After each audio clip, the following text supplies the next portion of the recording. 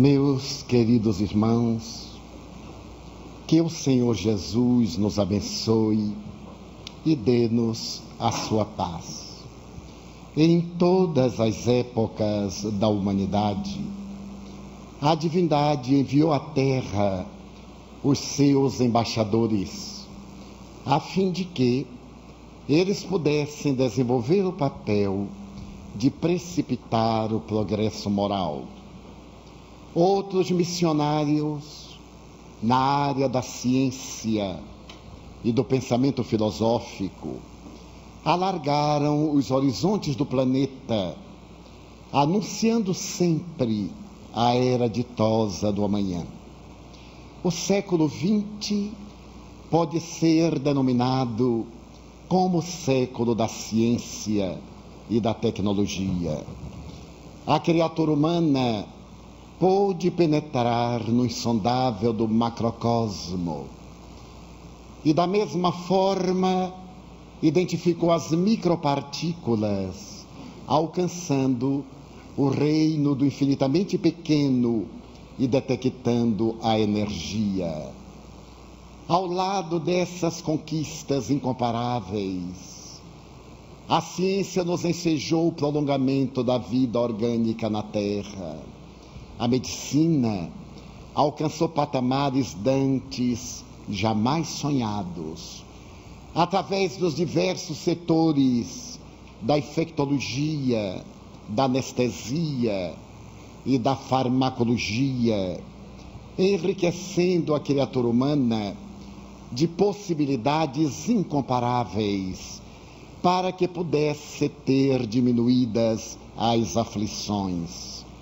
A psicologia, nas suas várias escolas de pensamento, através da psiquiatria e da psicanálise, conseguiu ajudar o indivíduo na superação dos seus traumas, dos conflitos trazidos de épocas recuadas e ante os transtornos de natureza mental. Uma larga contribuição farmacológica vem ajudando centenas de milhões de criaturas a encontrarem o rumo do equilíbrio na busca da felicidade. A verdade é que, ao lado dessa contribuição incomparável, a misericórdia de Deus enriqueceu o século XX de apóstolos incomuns. Recordamos-nos, por exemplo, do admirável Albert Schweitzer, que, nascido em uma pequena cidade, em Kaysersberg, na Alsácia-Lorena, estava fadado a mudar os horizontes do planeta terrestre a respeito dos sofredores da África. Schweitzer, em um domingo de Ramos, enquanto visitava um jovem médico, viu sobre a mesa da sala de visitas uma revista de capa verde desbotada com uma velha fotografia.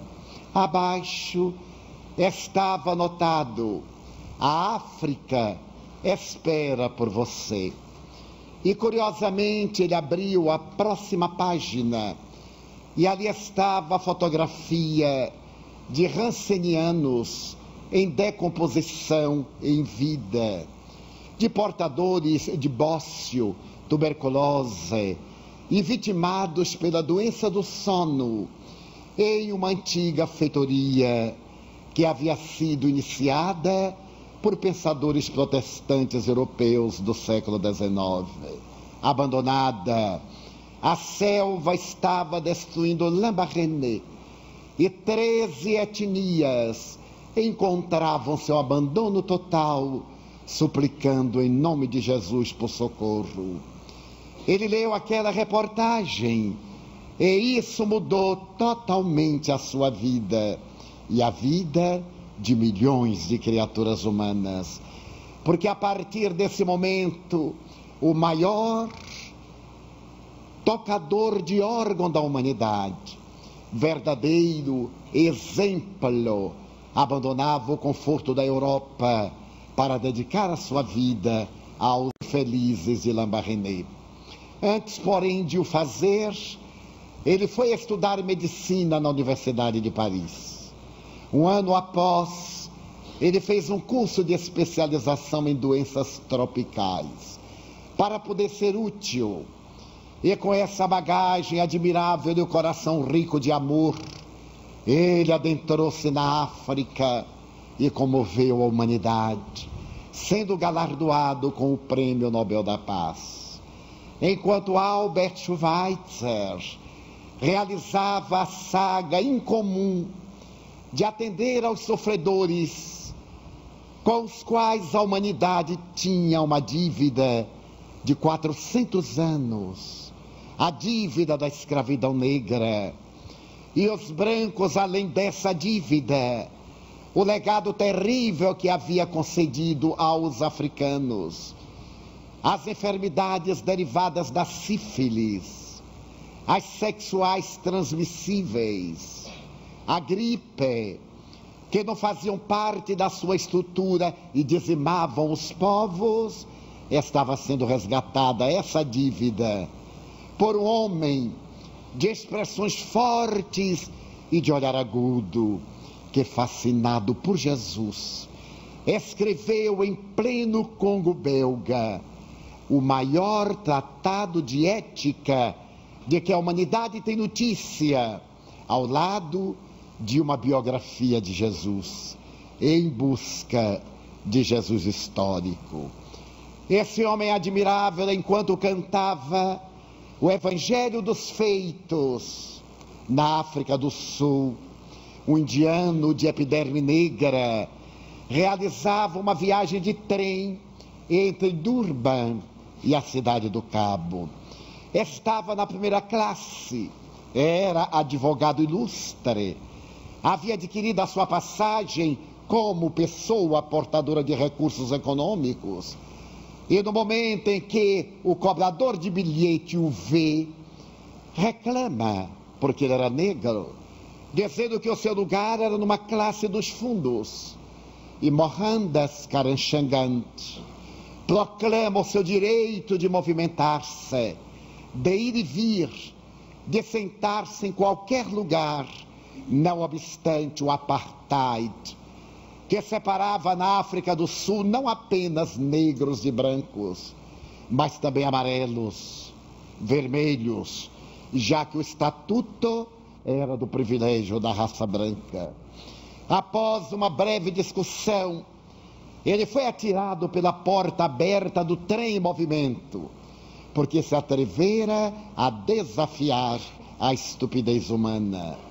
Nasceria então ali, no meio da queda do barro e do cascalho, o incomparável Mahatma, o homem que não iria lutar contra a violência, porque ele ensinava que toda vez em que nós lutamos contra, nós armamo-nos, e é necessário que nos desarmemos. Por isso a sua era uma luta em favor da não violência. Conseguiu dobrar a cerviz do Império Inglês com jejuns inesquecíveis, que ele dizia, não são políticos, são jejuns religiosos. Eu tenho direito de dar a minha vida por outras vidas, e não há força no mundo que me impeça essa não violência diante de mim próprio. Após libertar 800 milhões de indianos e paquistaneses, ele acompanhou a tragédia das lutas intestinas entre esses dois povos do mesmo clã, separados, no entanto, pelas paixões religiosas. Os paquistaneses muçulmanos e os indianos, seguidores da tradição hinduísta, e até hoje, na Caxemira e na larga fronteira em guerras hediondas. Quando estourou a batalha da intolerância religiosa e as sinagogas judias, e também as igrejas, os templos, começaram a ser incendiados, ele foi residir na casa de um paquistanês. Ao receber a visita de uma comissão de indianos que lhe perguntaram: afinal, você é indiano ou é o quê? Eu sou indiano, eu sou paquistanês, eu sou judeu, eu sou cristão, eu sou o irmão dos que não têm família. E estarei sempre ao lado daquele que se encontra perseguido. E se os indianos continuarem destruindo as mesquitas, eu irei residir numa delas para ser queimado com o seu patrimônio. Outras vezes ele dizia: eu amo a Cristo, mas temos cristãos. Os cristãos leram um pequeno livro de 400 páginas, no qual estão o Velho e o Novo Testamento, e não entenderam Jesus. Eu li apenas 12 linhas das anotações de Mateus e amo a Jesus. Ele referia-se às bem-aventuranças, o mais notável código de ética da humanidade. Ao descer para fazer preces com cerca de 10.000 pessoas numa praça em Calcutá, um jovem tolerante chamou pelo nome e, ao voltar-se, recebeu tiros no peito, que não lhe ceifaram a vida, fizeram tombar o corpo e o imortalizaram na glória da não-violência.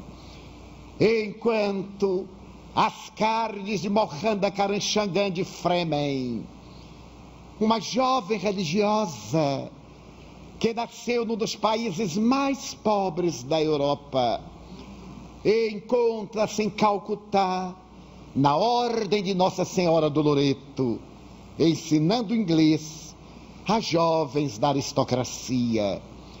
Ela não entendia nada a respeito da Índia. Viera da sua cidade natal a Londres. Ao terminar o noviciado, fora mandada para Calcutá para ensinar inglês. Mas naquela semana, a sua vida se modificaria, porque era a Semana da Paixão.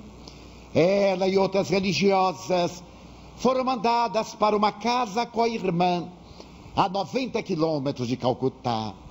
E pela primeira vez, aquela religiosa frágil de 1,59 m de altura, pesando um pouco mais de 55 quilos, teria a ocasião de ver a Índia e a sua tragédia, como ela escreveu.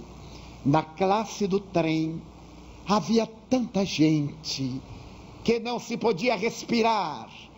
Quando chegamos ao ponto de destino e saltamos, 3 corpos tombaram cadaverizados. Eram pessoas que haviam morrido na viagem. Aquilo chocou-a de tal forma que nos dias do retiro ela pensava em Jesus morto pela impiedade dos homens e naqueles mortos pela indiferença dos homens. Quando retornou à casa-mãe, ao adentrar-se no claustro, ela viu uma cruz de madeira que sempre vira, sempre estivera ali, os braços abertos, a cabeça pendida da efígie, e embaixo uma flâmula com 2 palavras: tenho sede. Ela fez uma reflexão. Ele continuava com sede fazia 2000 anos. Quantas vezes ela lera aquela palavra, aquela sentença, mas agora ela lia de maneira diferente. Quando ele deu o grito às horas 15, em plena cruz, colocaram na ponta de uma espada, de uma lança, uma esponja com vinagre e aloes, substância amarga, que lhe passaram nos lábios rachados, ensanguentados. E ele continuava dizendo, através da história, que tinha sede. O que é que ela lhe havia dado a beber? A partir daquele momento, a jovem Teresa pediria à Madre Superiora para renunciar à convivência na proteção dos muros altos do monastério e ir atender a miséria de Calcutá. Ela desejava servir a Jesus no contato com a lepra, participando da morte, diante dos corpos em apodrecimento cadavérico em vida. O seu processo foi para a Casa Central e depois para o Papa Paulo VI, que a libertou da indumentária monacal, pedindo-lhe apenas que mantivesse os 3 votos de castidade, de humildade e de pobreza. E nasce Teresa de Calcutá, que sai da comodidade do monastério para ir dormir a sua primeira noite civil em uma pocilga que lhe foi concedida por uma aluna devota que se compadeceu da sua penúria. Ela tomou de 4 metros de um tecido branco debruado de azul, cobriu o corpo à forma de um sari, e a partir de então estaria nos montões de lixo, retirando pessoas que estavam vivas e que foram jogadas entre os mortos para terem a sua vida abreviada. Teresa de Calcutá comove o mundo, e quando a BBC de Londres vai visitar o seu morredouro para poder apresentar a sua obra Uma Casa para Morrer, já que todo mundo pensa numa casa para viver, nos hospitais, nas clínicas, nos lares de repouso e de refazimento, ela se utilizou de um velho templo de Shiva que fora abandonado para recolher os moribundos das ruas de Calcutá.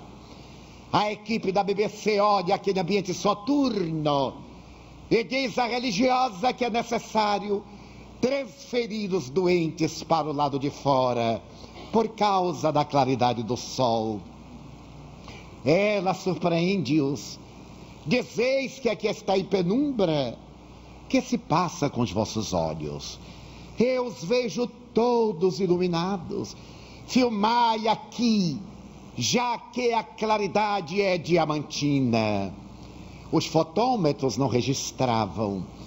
E a equipe técnica, para atender a suave madre, resolveu fazer uma filmagem ali e outra do lado de fora, com toda a técnica de laboratório. E quando o filme foi revelado em Londres, as cenas tomadas na escuridão do velho templo apresentavam os pacientes aureolados de mirífica luz e foram qualificadas como excelentes. Teresa de Calcutá consegue comover o mundo com seu sorriso, com a sua destreza, com a sua tolerância. Quando, no começo da década 1990-2000, uma princesa triste, que acabara de divorciar-se do homem a quem amara, teve a ocasião de encontrá-la em Roma, com marca-passo, debilitada, sem vida, disse-lhe comovida: Senhora, permita-me fazer parte do grupo das suas irmãs de caridade. Não posso, princesa. A senhora não nasceu para este ministério. Se a senhora vier viver conosco, o que não suportará será apenas uma religiosa a mais. Eu tenho uma tarefa mais áspera e mais difícil para minha lady, que se torne uma religiosa no mundo em que se movimenta. Seja nossa representante nas cortes por onde passeia a sua presença e leve o seu sorriso gentil em nome de Jesus, a quem ambas amamos, aos sofredores da terra.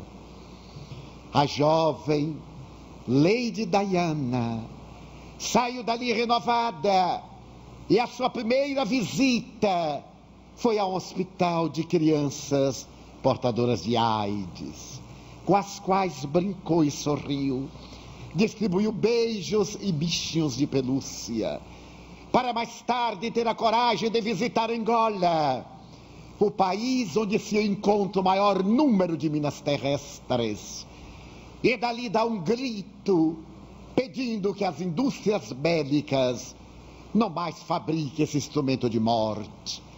Ela havia visto os milhares de mutilados, crianças, idosos, pessoas úteis, que a impiedade das minas terrestres haviam despedaçado parte do corpo.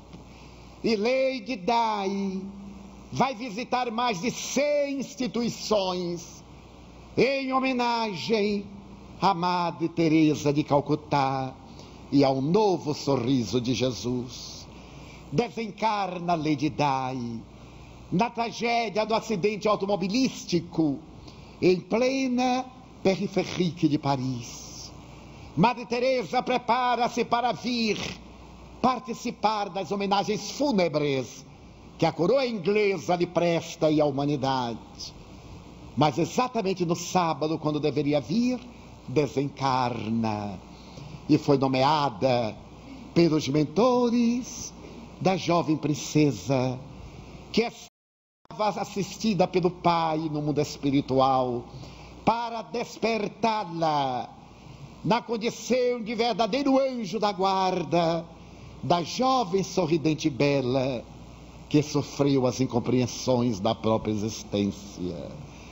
Mas nesse ínterim, a França conheceu a personalidade frágil do Abade Pierre, aquele homem que se fez célebre em agosto de 1954 e que atendeu aos sofredores de Paris durante um calamitoso inverno, repetindo a saga de Vicente de Paulo, de Luís de França e dos grandes heróis da fé do país gaulês.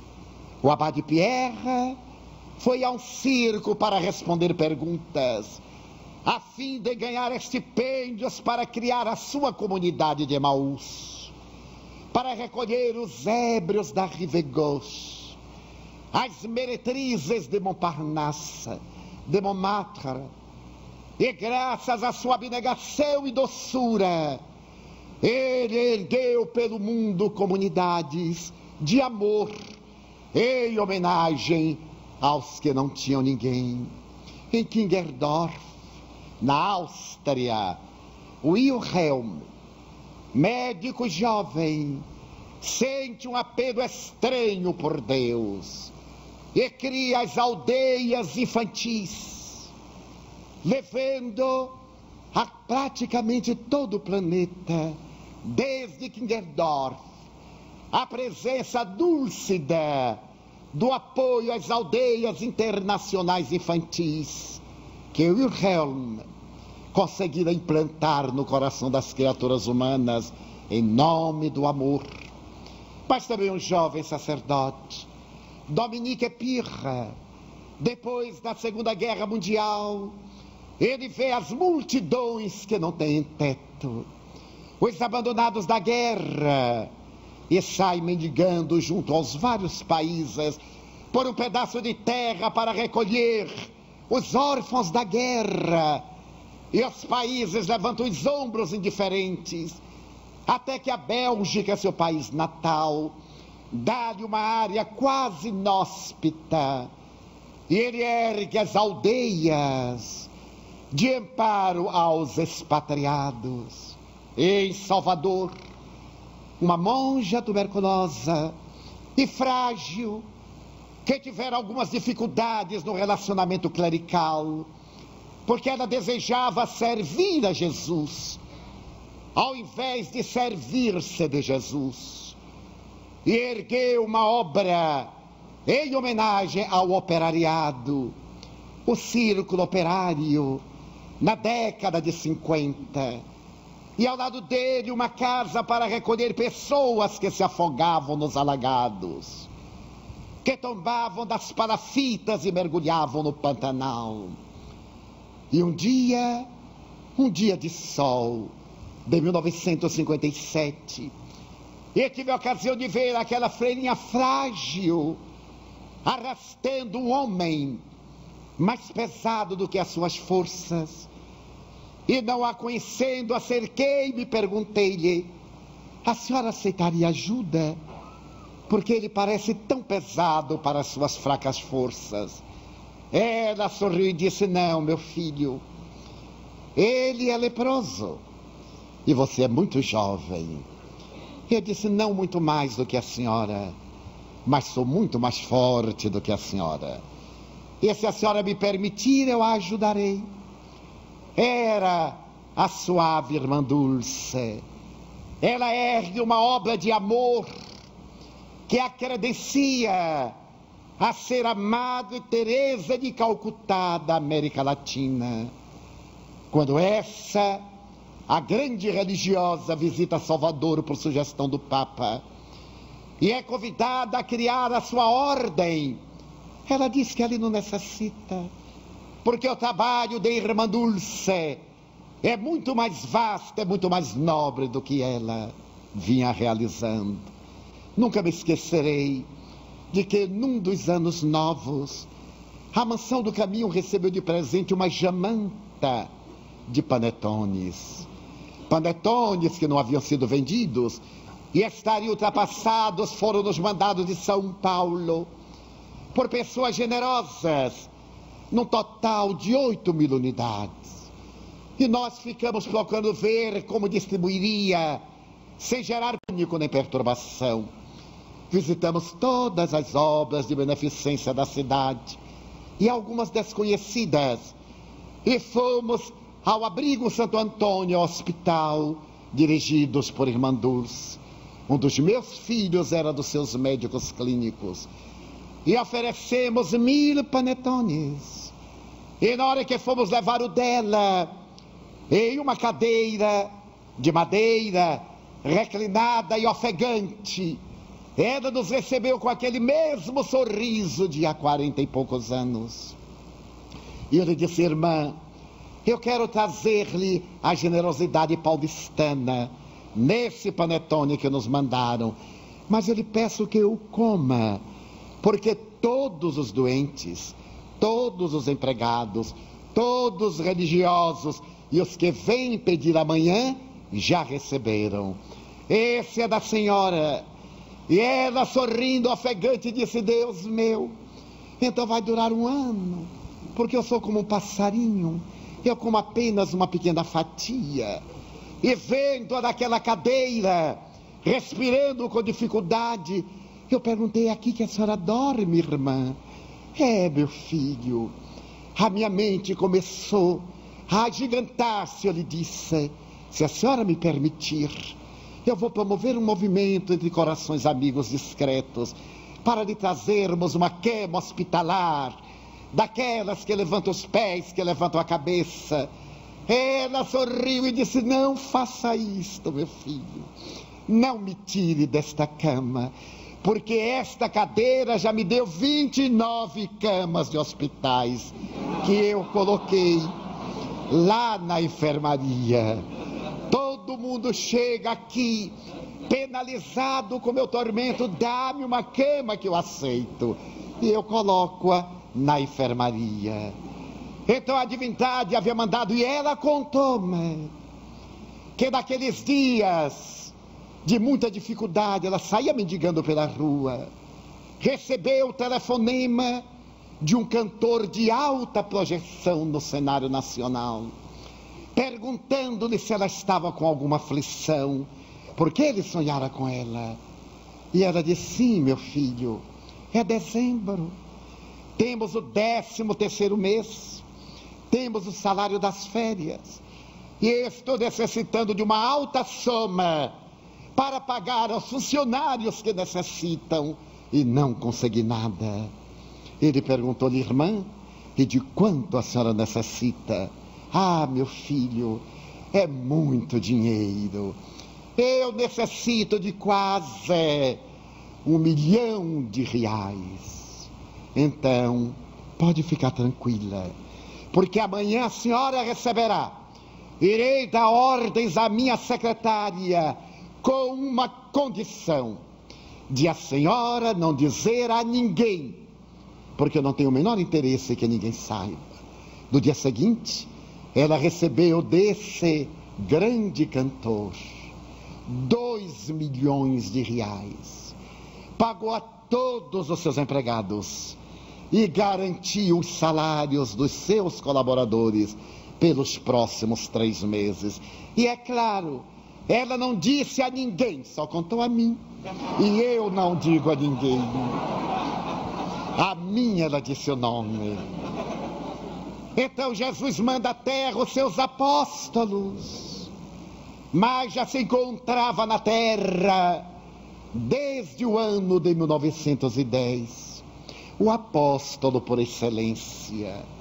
Esses sóis, semelhantes ao nosso de quinta grandeza, iluminava o planeta em sombras, enquanto uma estrela de qualidade superior realizava o seu périplo desde os 5 anos de idade. Em uma tarde de tormenta incomparável, na pequenina Pedro Leopoldo, em 1915, quando correndo para sob a mesa, temendo relâmpagos e trovões, ele viu chegar sua mãezinha, há pouco desencarnada, que lhe houvera dito: Chico, todos irão dizer que eu morri, irão colocar-me numa caixa de madeira e levar-me-ão, mas em verdade, meu filho, eu não vou morrer. Eu irei a um hospital para refazer as minhas forças, de onde retornarei logo mais. Não tema nunca, não chore e nem sofra. Foram as últimas palavras da lavadeira do Rio das Velhas, Maria João de Deus, ao seu filho encantador, Francisco de Paula Cândido Xavier. Agora, ali ante o trovão e o relâmpago, nesse pandemônio dos astros, ele vê a chegar e abaixar-se e dizer: meu filho, o que é que você está fazendo, Chico? Dê-me sua mão, saia daí, nunca tema as coisas de Deus. Venha comigo até a porta do quintal, olhe o relâmpago fazendo o seu passo de balé, e o trovão entusiasmado aplaudindo. Não tenha medo, Chico. E a partir daí começa a desabrochar a mais notável faculdade mediúnica dos últimos séculos. Nasce o apóstolo da mediunidade, Francisco Cândido Xavier, conforme mais tarde ele registraria por final o nome na cidade de Uberaba. A sua jornada é a grande noite de São João da Cruz. É a viagem realizada por Francisco de Assis nas estradas da Úmbria. A solidão, os espículos, as bordoadas, o mar de lama, as dificuldades e as dores, o silêncio. Somente no grande silêncio, Chico, tu encontrarás Deus, dizia-lhe Emmanuel. A sua será a estrada do Gólgota, a Via Crucis, sob o peso da cruz da incompreensão. Ele jornadeou anônimo e incompreendido por decênios que se tornaram sucessivos, sem deixar que ele esmaecesse nos lábios o sorriso, ou empalidecesse nos olhos que iam perdendo a claridade, o brilho da imortalidade em triunfo.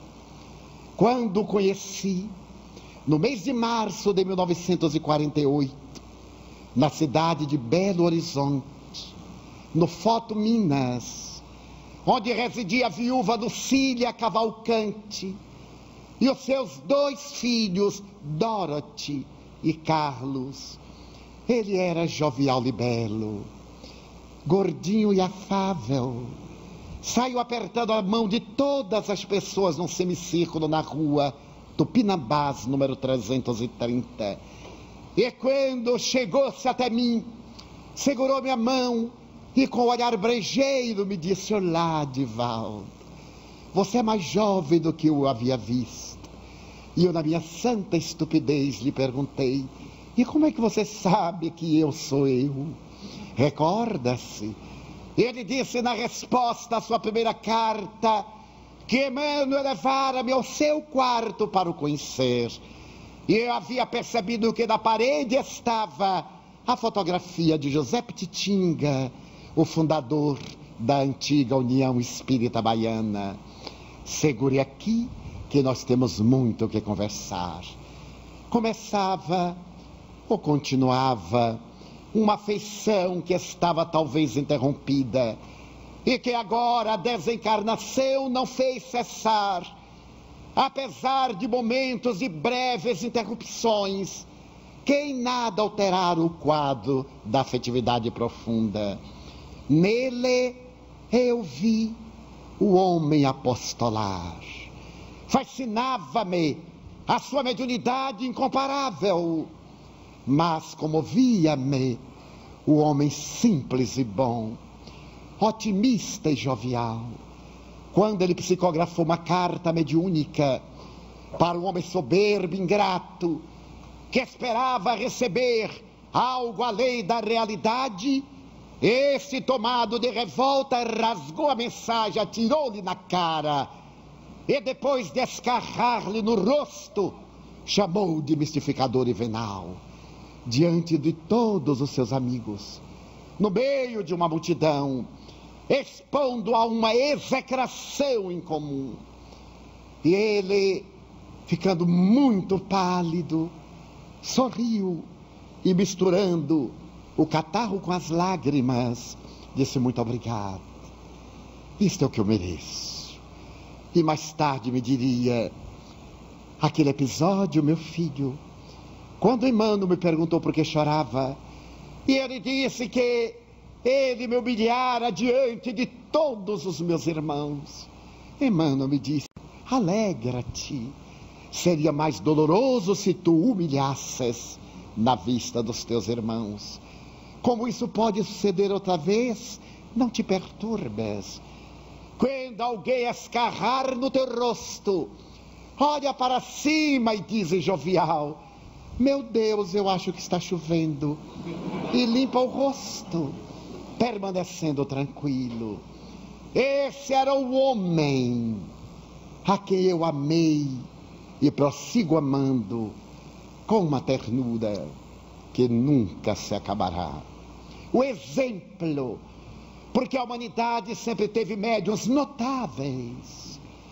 O Brasil pode ser celebrado como o país dos excelentes médiuns.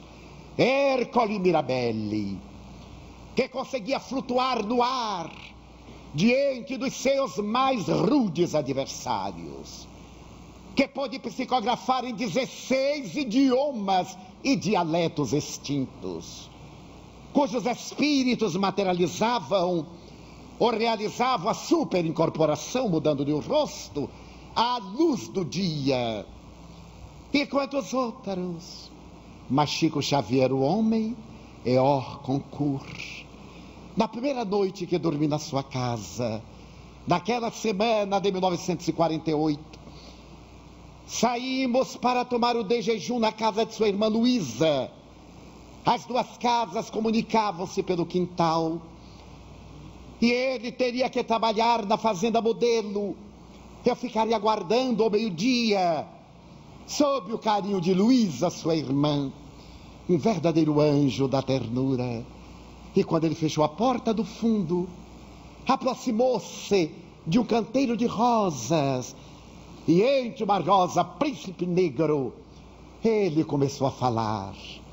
Naquela época, na minha ignorância imensa, eu fui tomado de espanto e disse: Deus meu, ele é um grande médium, mas deve ter algum parafuso fora do lugar. Como é que ele conversa com as flores? Ele sorriu, despediu-se, e vendo-me quase petrificado, ele disse assim: eu estou falando com elas, Divaldo. E eu perguntei assustado: e você ouve as respostas? Ouço-as. Nós conversamos todos os dias. Eu então o perdoei. Ele tinha o direito de ter esse distúrbio. Mais tarde, em 1975, aproximadamente 27 anos depois, enquanto ele psicografava na Casa Espírita da Prece, no mês de agosto, ele se havia transferido para ali fazia pouco. Eu comentei que cientistas americanos, capitaneados por um notável pai da detectação de mentira, o Dr. Clive Baxter, havia estudado a sensibilidade das plantas, seu sistema nervoso embrionário, havia conseguido medir o tempo em que a água saía da raiz à haste mais alta, havia percebido que as plantas veem, que elas são capazes de identificar um criminoso que mate alguma delas, e fazia a ponte com a proposta de Leon Denis, quando ele fala que o psiquismo dorme na planta, dorme no mineral, sonha no vegetal. E entusiasmado eu falei da nova era, em que nós devemos dizer palavras lúcidas à natureza, aos vegetais, aos animais, a tudo, que nos lares onde se ama as plantas são mais belas, onde viceja o ódio, a amargura, o ciúme, as plantas são debilitadas. Ao terminar, encerrando-se a sessão pela alva do dia seguinte, ele acercou-se-me sorrindo e me perguntou como era mesmo o nome daquele cientista das plantas. E eu, muito presunçoso, lhe disse: Dr. Clive Baxter, meu filho. Então quer dizer que as plantas têm sistema nervoso? Sim, embrionário, Chico. E elas então ouvem? Claro. Você lembra, Divaldo, daquele dia de 1948, quando eu estava conversando com a Rosa, e você me perguntou se eu escutava as respostas? Eu já escutava, meu filho. Eu então dei aquele sorriso de desencarnado e fui tomado de espanto, porque ele não somente conversava com as plantas, mas captava o pensamento das pessoas ignorantes. Ali estava a resposta. Faziam o período de 27 anos. Naquele momento, recuperei as lembranças e, de maneira muito especial, continuei estudando-lhe a vida, aprendendo com ele as mais nobres e confortadoras lições de amor. Como esquecer o homem que me contou em lágrimas, como você sabe, aqui em Pedro Leopoldo, nós vemos, depois que termina o estudo do Evangelho, ao culto da assistência, em uma ponte caída nos arredores da cidade, com um grupo de pessoas tão pobres quanto eu. Mas naquela noite de sábado, eu pressenti que algo ia acontecer de doloroso, porque desde amanhã, Luísa me disse que não tinha uma moeda sequer. O pequeno grupo não tinha nada. Nós éramos tão necessitados quanto aqueles a quem visitávamos. Então eu orei a Deus e, dominado pelo pranto, eu perguntei: que deverei fazer? Apareceu-me Dr. Bezerra de Menezes, que me disse jovial: coloca diante de ti várias bilhas com água.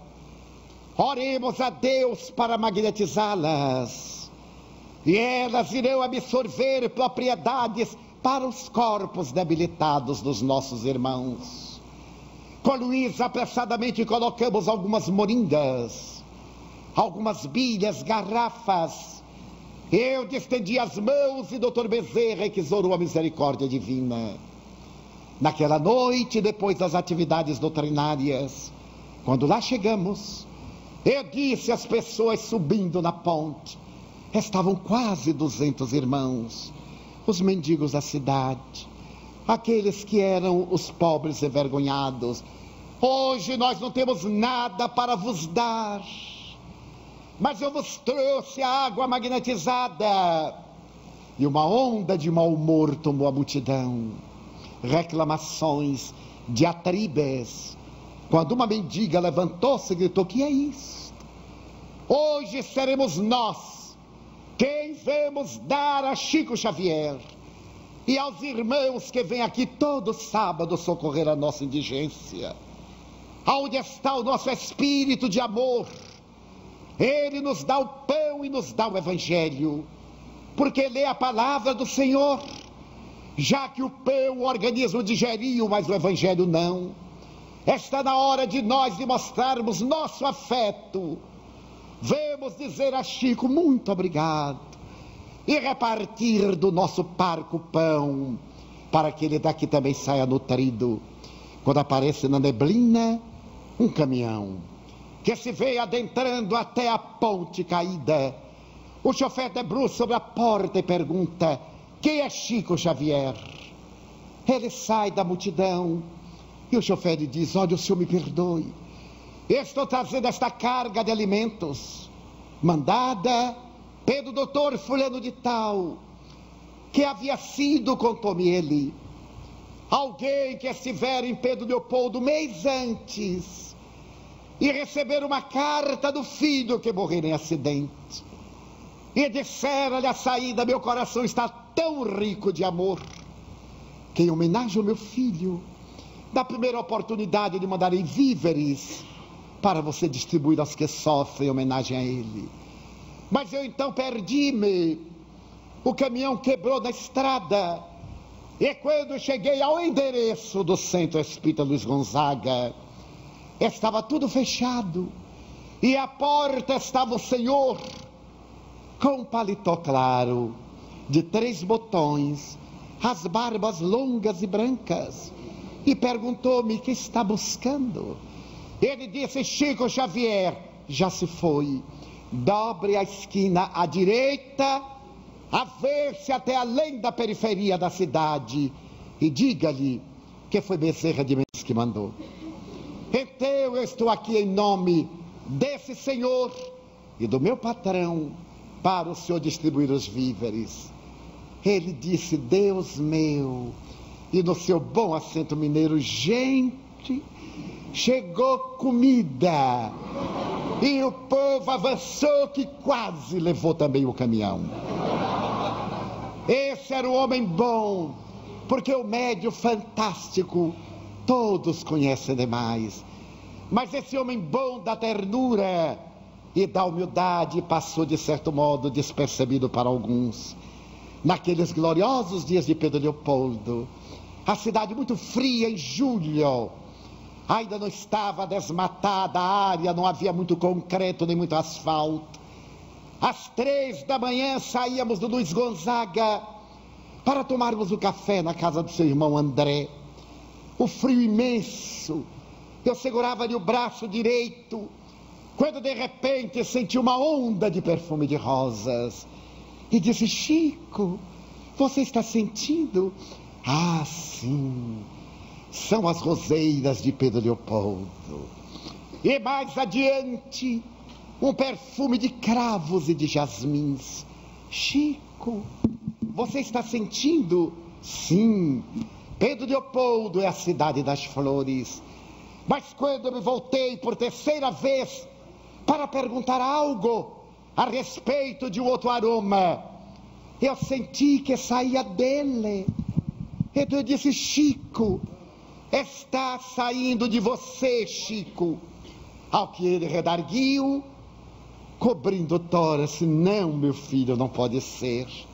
Se fosse de mim, seria de Tefon.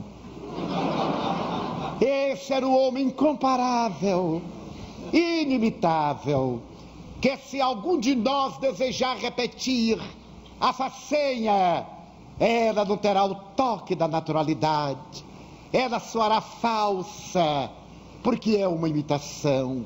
Em 1953, estávamos ali, porque íamos 2 vezes por ano, e ao terminar a reunião de sábado, após o périplo do Evangelho, ele me disse: amanhã eu vou levá-lo aqui à Lapinha. É um lugar próximo, um lugarejo. Naquele tempo deveria ter entre 8 ou 10 pequeninas casas, porque ali estão 2 almas que me são muito queridas. Você imagine, meu filho, que faz anos, uns 10 anos, eu estava psicografando, quando, desdobrado em espírito, adentrou-se uma dama espanhola do século XVI, muito bem vestida, e disse-me: você é o filho de Dona Maria João de Deus? Eu disse: sim.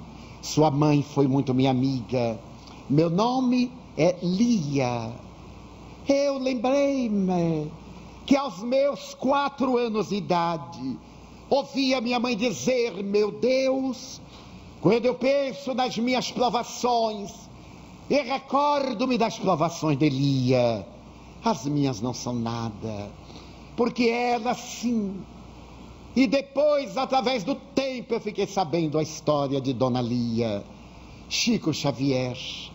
Eu ainda estou reencarnada aqui na Lapinha com a minha neta.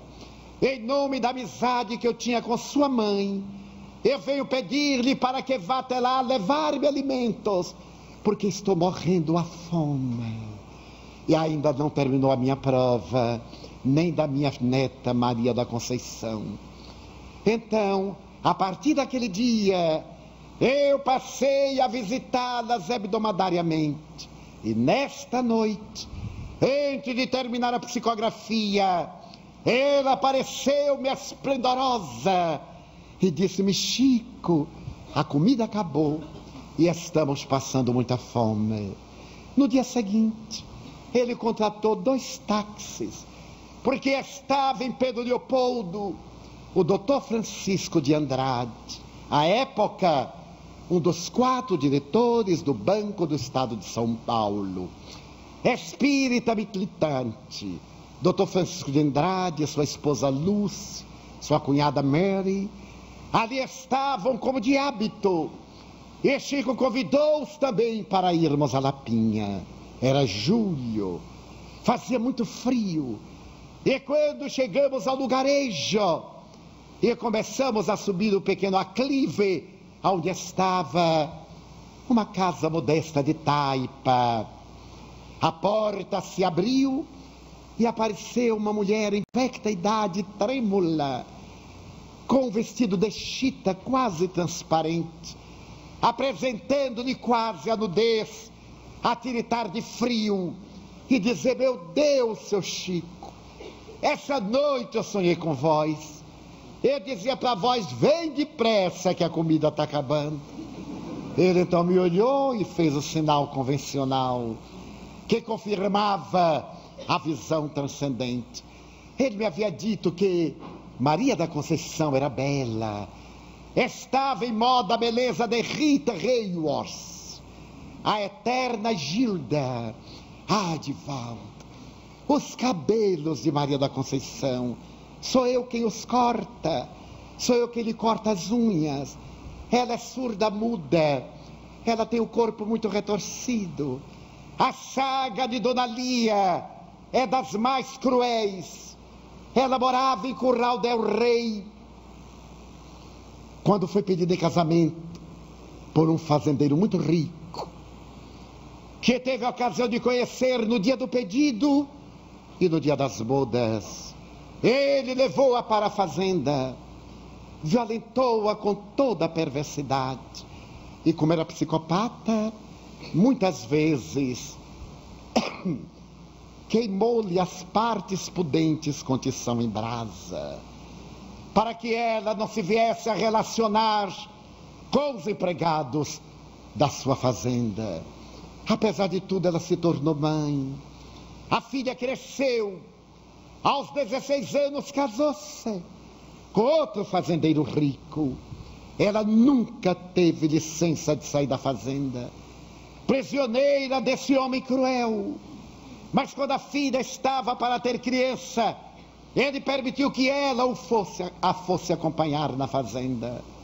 E lá, quando a criança nasceu, era deformada. A cabeça normal, o corpo retorcido, desproporcional. Quando a paradeira viu, teve um choque. E quando a mãe teve a ocasião de fitar aquilo que seria um monstro, atirou-a pela janela, com placenta e tudo. Dona Lia deu um grito, saiu, recolheu a criança e desapareceu nos matos. Durante muitos anos foi considerada uma louca. A loba, ela aparecia aqui em Alhures, com aquela criança deformada, pedindo esmolas e sumia. Até que almas generosas ajudaram a construir uma casa modestíssima aqui no pequeno outeiro da Lapinha. Pois, meu filho, você vai ver que beleza é Maria da Conceição. Adentramos-nos, e quando estávamos no quarto, Dona Luísa, sua irmã, distribuindo os víveres, e a pobre da mulher veneranda, tremendo de frio, Dona Luz de Andrade, com um casaco de pele de alto preço, comoveu-se até as lágrimas, tirou e vestiu a mulher humilde, que não entendia de nada. Ela sequer se deu conta do que estava recebendo. Foi lá à cozinha colocar algumas achas de lenha, e quando voltou, o casaco estava todo manchado de cinza e cheio de jovial. Que beleza, Dona Lia! Já tirou o selo de novo. Então Dona Luísa chegou e descobriu Maria da Conceição. Nunca mais eu verei uma cena igual. Seu corpo fazia lembrar um parafuso, as pernas entanguidas, mergulhada ainda nos dejetos. A cama era de paus enfiados no chão, com ligeiras varas transversais. E o Chico era o seu auxiliar de enfermagem, o seu enfermeiro, o seu anjo. Ela me ouve psiquicamente, meu filho. Você vai ver como ela vai sorrir, como ela vai agitar-se. E ao tocar os cabelos, depois de cobri-la, porque ela ficou muito agitada, ele disse: é pudor. Ela tem pudor. Veja os cabelos lindos. Eu olhei. Nem com todo o amor de Chico eu consegui descobrir a beleza dos cabelos de Maria da Conceição. Mas ele passava os dedos e falava: eu estou aqui, Conceição. E ela agitava-se. Ali ficamos. A cena inesquecível ficou marcada, porque o Dr. Francisco Pereira de Andrade, na época, uma das maiores personalidades da Santa Casa de Misericórdia de São Paulo, disse: Chico, se você quiser, eu as levarei para São Paulo, interná-las-ei, dar-lhes-ei toda a assistência. E aprendi a mais bela lição da minha vida sobre a caridade. Não, Andrade, não temos o direito de tirá-las do lugar onde Deus as colocou. Deus as colocou aqui porque há razões preponderantes. Se elas saírem, elas morrem. As duas nutrem-se de amor. Hoje são avó e neta. No século XVI, no reinado de Felipe II, elas eram mãe e filha. Irmã Maria da Conceição, de fulano de tal, um emérito vulto do catolicismo da época, responsável pela tragédia de milhares de vidas na Inquisição. E Maria da Conceição era a pessoa que apontava os que deveriam perder seus bens para serem despedaçados na roda e depois queimados vivos com a anuência de sua mãe, que abocanhavam as duas a terça parte que o Estado oferecia aos denunciadores da Inquisição. Elas estão resgatando. Se você quer ajudá-las, contrate uma serviçal para atendê-las, isto sim, aqui. Que lição inesquecível. Porque é muito fácil transferirmos o doente e deixarmos. A grande proposta é convivermos com ele, com a dor, com a sua miséria, sem nos tornarmos miseráveis também. Voltamos. Passaram-se os meses e quando eu retornei no próximo janeiro, eu perguntei: Lia e Conceição? E ele me disse, muito triste, logo depois da nossa visita, eu estava psicografando numa sábado, quando o Dr. Bezerra me apareceu e me disse: Chico, logo que seja possível, interrompa a reunião. Já fomos buscar Maria da Conceição. Ela está desencarnando. Ao terminar a reunião, peguei um táxi e corri, porque aqui é o meu santuário. Era ali que nas noites de Natal, quando ninguém me visitava, eu corria para chorar com elas e homenagear Jesus. Numa dessas vezes, quando eu cheguei à parte de baixo do outeiro, olhei para cima. A casa de taipa estava adornada de miríades de lâmpadas. E a porta de entrada, Rufo, aquele cristão do Ave Cristo, que se reencarnará mais tarde como Eurípides Barçanufo, que foi despedaçado pelo animal cruel. Ali estava Rufo, na glória estelar do cristianismo, enquanto vozes cantavam as músicas de homenagem a Jesus.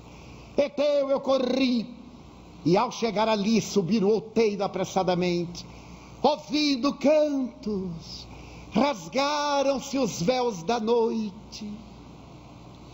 Novo dia resplandece, viajor descansa em prece, ao lado da própria cruz. No horizonte rebrilha nova aurora matutina, pois a morte descortina dia novo com Jesus, que ele ouvira quando uma sua irmã biológica estava desencarnando.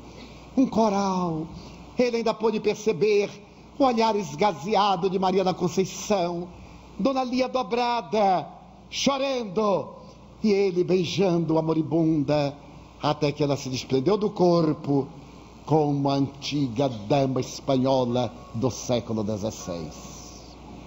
Então o Dr. Bezerra lhe disse: leve Dona Lia para perto de você.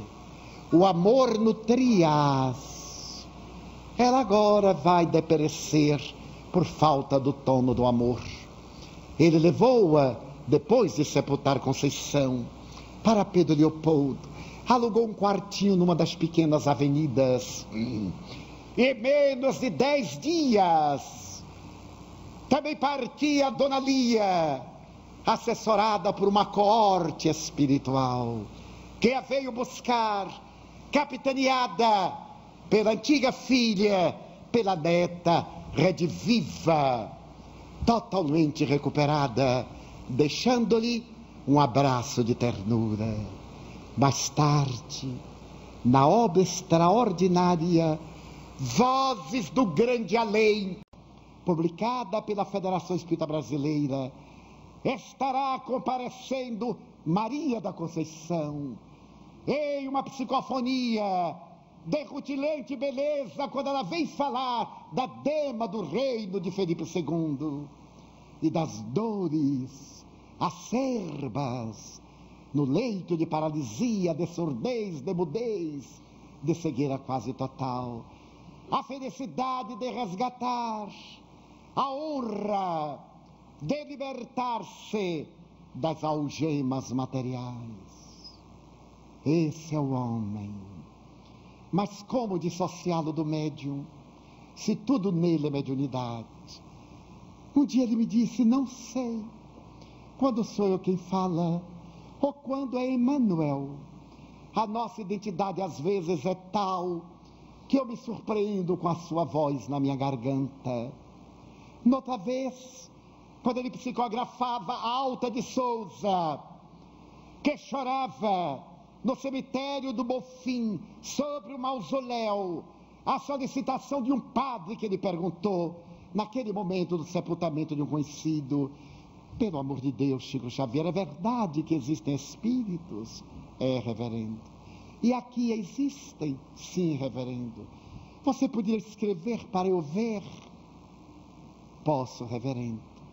O padre abriu uma carteira de cigarros, era o único papel, deu-lhe-a. Ele tomou de uma caneta, naquele tempo não havia lapiseiro, e ali sobre o mausoléu ele começou a escrever. Era Alta de Souza. Os círios na igreja choram lágrimas de cera. E no dia seguinte, quando Alta de Souza veio escrever um poema dedicado a Nossa Senhora das Angústias, ele diria depois: eu não sei, será ela que chorava pelos meus olhos, ou se eram as minhas lágrimas que saíam pelos seus? Então era um traço de luz entre a terra e o céu, em Uberaba, nas várias vezes em que estivemos juntos. A sua faculdade ímpar conseguia ler os livros por psicometria. Não lia, passava a mão sobre eles e sorria. Sabia o conteúdo. Foi este homem que no dia 30 de junho, próximo passado, partiu da terra, porque eu quero ir num dia de muita alegria do povo brasileiro. E segundo as testemunhas, que eram poucas e íntimas, incluindo o seu médico, Dr. Eurípides Taan Vieira, ele perguntou: o Brasil ganhou? É, Chico, é pentacampeão. Pai nosso. E desprendeu-se. Ele não morreu. Um dia ele havia dito: a maior prova que eu tenho de mediunidade é você, Chico, não os fatos da sua mediunidade, porque você é alguém que está incorporado numa matéria que não tem mais energia para viver. É como se você houvesse desencarnado e por psicofonia se comunicasse conosco. Ele sorriu e da sua célebre expressão, quá, e desviou a conversa, porque qualquer coisa que remotamente cheirasse a elogio ou a bajulação, ele evitava. Logo depois, o espírito Joana de Ângeles, escrevendo uma página a respeito do retorno do apóstolo Chico Xavier e analisando um pouco a sua vida de mirífica luz, diz abreviadamente: ele foi recebido por Jesus, que ele concedia agora o repouso depois da larga faina, para que ele recomece agora um outro périplo no mundo espiritual. Recordando-me do dia 2 de abril de 1870, no cemitério do Père Lachaise, quando os restos mortais de Allan Kardec foram transferidos de Montmartre para permanecerem ali, um dos discípulos do codificador dizia: nós te pedimos que intercedas a Deus por nós. Tu que tens o contacto com a imortalidade e a glória, que estás no seio do Senhor, nós te pedimos que veles por nós e que intercedas para que alcancemos também a glória imortal.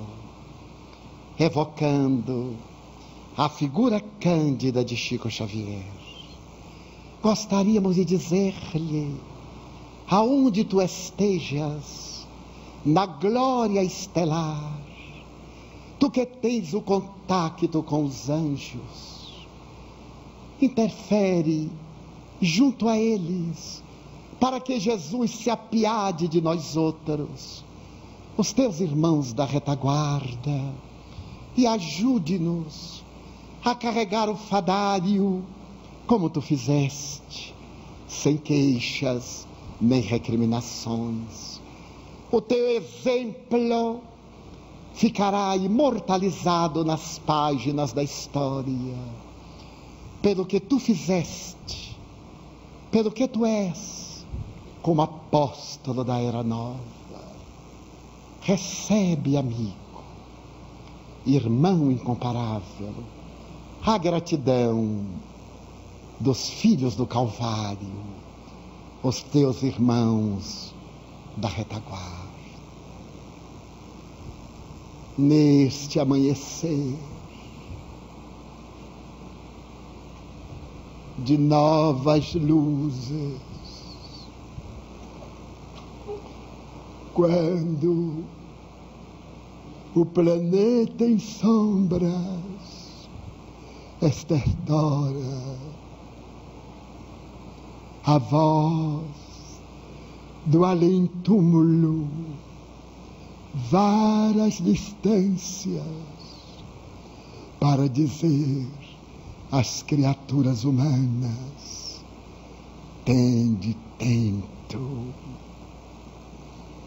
despertai em definitivo para o bem, enquanto o tempo urge. Saí da anestesia da ilusão para os patamares da consciência lúcida. Até aqui transitastes por caminhos que ficaram assinalados pelos erros, pelos desvios de conduta, pelos compromissos negativos. Reabilitai-vos nesta alvorada que debilmente vai rompendo a noite. Estais chamados pelos mensageiros do Senhor para o banquete nupcial. Cuidai da vossa indumentária mental, dos vossos hábitos morais, porque não fugireis da própria consciência que vos não permitirá a apresentação no momento azado. Rogastes aos céus que vos mandasse mensageiros de luz, e a terra recebeu estrelas de inacessível beleza. Suplicastes a revelação libertadora, e Jesus deu-vos o Consolador. Errastes muito e anelastes pela oportunidade de reparar, de auto-iluminar-vos, e renteais com a dor. Bendizei a filhos da alma, deixai de recalcitrar contra o aguilhão, baixai a cerviz enquanto é tempo. Conscientizai-vos de que Jesus vos espera desde há muito, e este é o vosso momento. Dizei muitas vezes que Jesus está longe, na glória estelar, e não podeis segui-lo, cobrindo-lhe as pegadas da Galileia. Mas ele mandou-vos intermediários semelhantes a vós, que palmilharam as mesmas sendas de espinhos e de pedregulhos e alcançaram as estrelas. Erguei-vos, transformando vossas queixas em hinos de gratidão e os vossos lamentos em poemas de alegria. Não vos permitais errar outra vez, comprometer-vos, porque talvez não haja tempo hábil para novas recuperações. Os céus descem à terra, nós vos abraçamos para que subais conosco o monte da sublimação evangélica e alcanceis as alturas. Não vos amedronteis, não desistais. Só há uma alternativa, é avançar. Vinde, pois, filhos da alma, Jesus vos espera, envolvendo-vos na claridade libertadora do Evangelho. Abraça-vos o servidor paternal e humílimo de sempre, Bezerra. Muita paz, meus filhos.